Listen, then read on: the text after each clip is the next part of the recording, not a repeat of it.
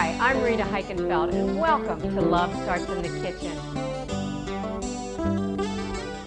You know, my mom used to say you can garden in a teacup.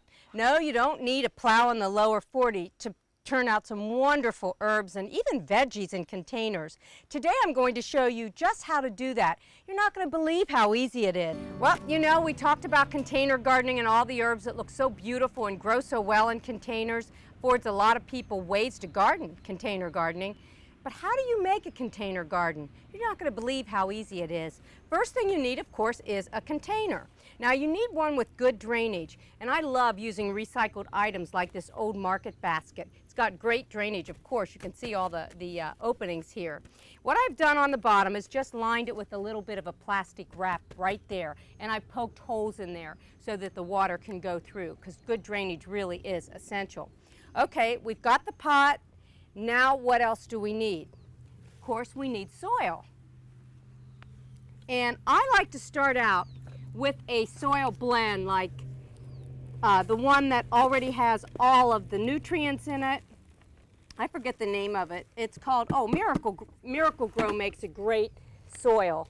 And it's actually a soilless mix.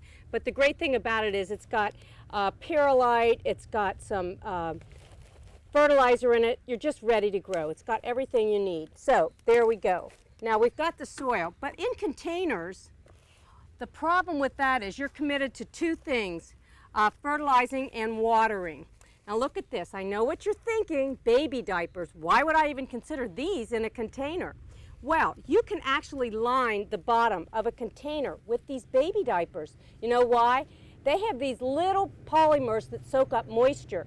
Well, if you are familiar with something called Soil Moist, let me put these down for a minute. These are actually little polymers too, and they soak up water. They get hundreds of times bigger than what they are. And the baby diapers are filled with that. So you could line your container with baby diapers or put some Soil Moist in. And by the way, a little goes a long way. Read the directions, otherwise you're going to have exploding plants. And if you don't put the Soil Moist in, you're committed to watering just about every day. So I like to mix it in really, really well. Now if you're starting this for children and you want to do seeds, think of seeds that sprout really quick, like beets. By the way, they'll eat beets if they grow them. Spinach, radishes, just fun things. What I like to do though, today we're going to make an instant herb garden. We've got the herbs right over here, and we're going to use what is called the plunging method. And we're just going to take herbs that are already in containers and put them in the basket. Now the first thing you want to do is think of the herbs, the food you like to eat.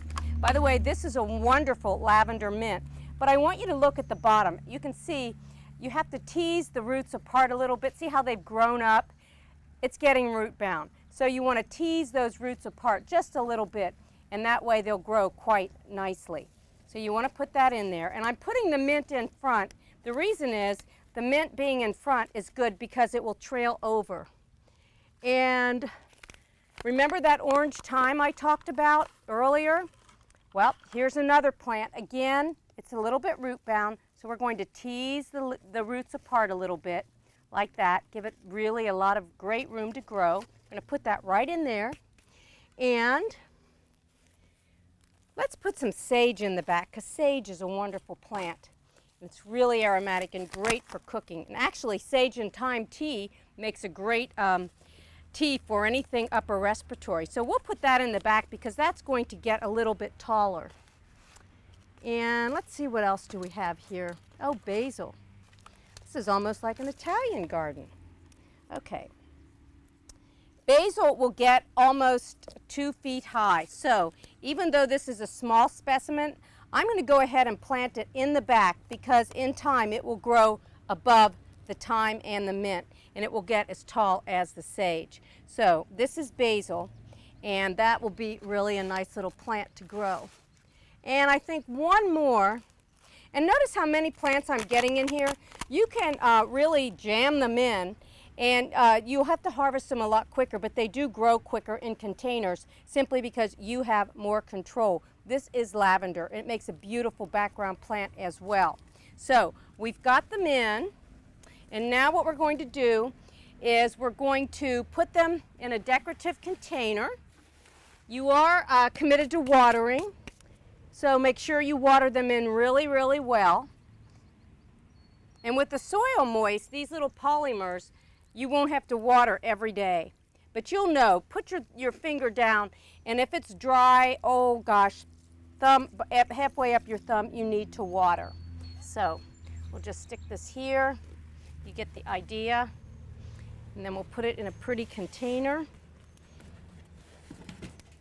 And in a week or so, this little container garden will have grown, oh my gosh, at least 6 inches. It will cover the handle, be beautiful, and you can put it right outside your kitchen door, which is where you need to plant your herbs so that you can use them as quickly and anytime that you want them. Make it easy on yourself. Container gardening, a wonderful way to garden.